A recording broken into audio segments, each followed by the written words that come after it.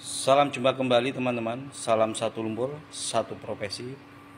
Saat ini kita akan membahas tentang NS80 atau pompa NS80. Ini adalah satu pompa mekanisme yang bagi teman-teman pengeboran itu bukan sesuatu yang asing ya. Kita sangat familiar sekali menggunakan jenis-jenis pompa seperti ini. Ini posisi masih baru teman-teman. Tetapi semua kita akan adopsi mekanik Silwidia dengan harapan supaya tidak terjadi kebocoran-kebocoran berkala. Adapun model sumbu itu adalah solusi yang paling cepat tetapi tidak bisa bertahan lama, karena ketika kita menggunakan sumbu itu murah meriah tetapi sangat abrasif karena pasir itu sangat menggerus as dan alhasil terjadi sering kebocoran. Tetapi ketika kita menggunakan sil ini teman-teman atau sil pabrikan, itu juga solusi yang paling bagus. Akan tetapi ini difungsikan untuk air bersih.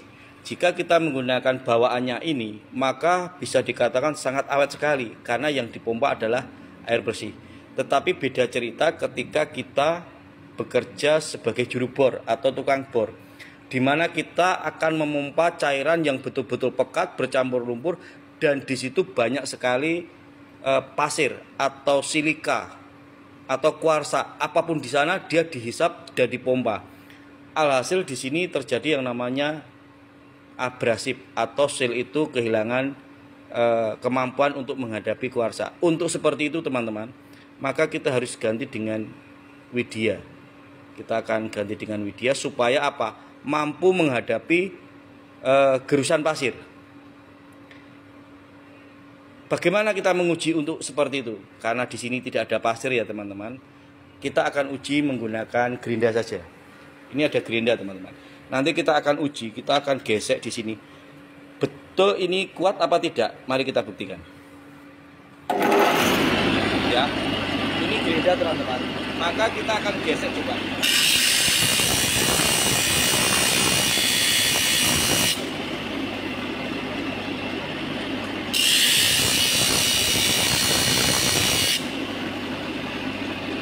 Tidak terjadi sesuatu pun di sini teman-teman. Betul-betul dia tidak berpengaruh. Bahkan di teman-teman tidak berpengaruh ya. Sebagai alhasil ini justru semakin panas. Lihat. Nah, uapnya langsung dia mendidih. Nah, inilah jawaban teman-teman ketika kita menghadapi pasir teman-teman. Jadi untuk apa toh ini? Supaya kinerja daripada kita pengeboran itu tidak habis akomodasi di lapangan.